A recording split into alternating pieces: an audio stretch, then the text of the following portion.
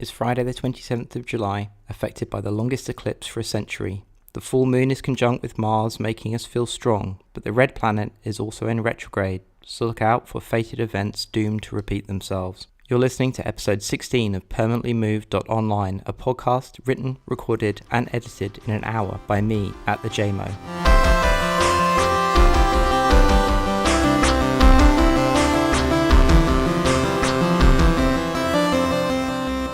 If you haven't yet heard the joke about the 3 holes in the ground, I'm genuinely surprised at you. So today I'm absolutely boiling. Apologies if there's any sound in the background because I've got all the windows open. I can hear my neighbour on the phone downstairs. There's many puppers and doggos in the park, and also there's planes going overhead. So that's a bit annoying.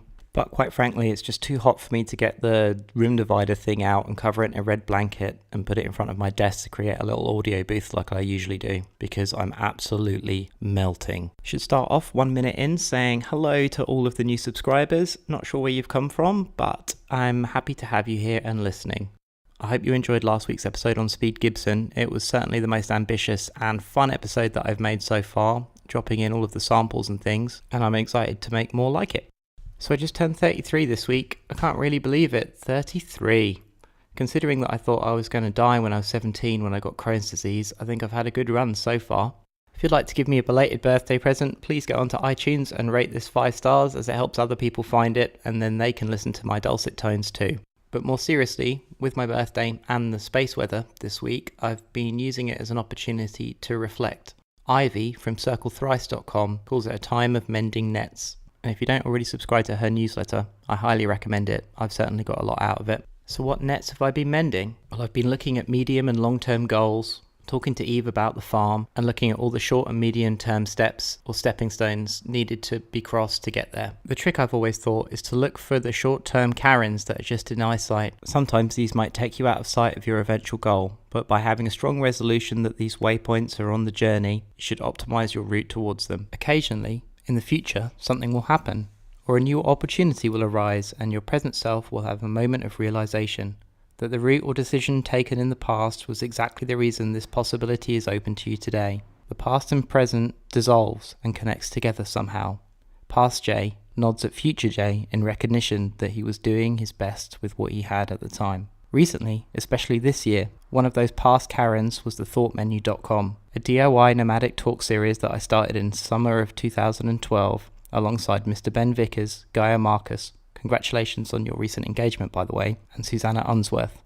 Over the course of 3 years, we had nearly 60 speakers across 12 events, including the 4-part Mind Games series that happened during the Olympics, which is exactly 6 years ago today. We had events on stacktivism, and we also talked about meta-nomadism and cryptocurrencies back in 2013. The experience of running these events, taking part in them, and meeting all of the amazing people that we had speak, in large part has resulted on where I am and what I'm doing today. If you want to check out this event time capsule, a lot of the videos from the talks can be found at thoughtmenu.com/events. In many respects, I see this podcast as one of those Karens.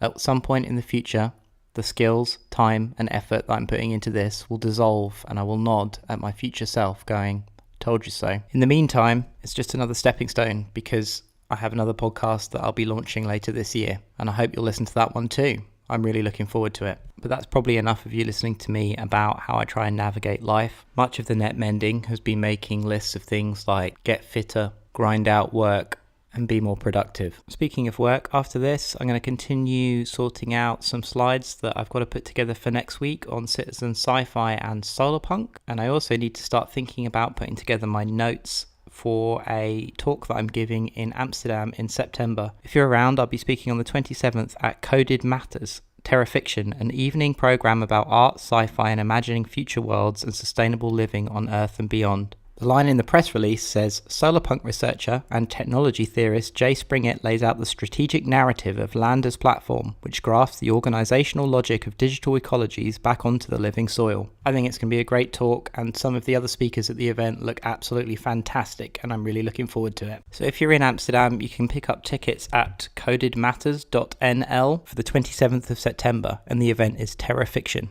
With that said, I think I'm going to end it here as I'm absolutely dripping and these huge headphones that I'm wearing aren't really doing much for my overall body temperature. If you're in London, Pray for rain and hope the storms come, and I'll speak to you next week.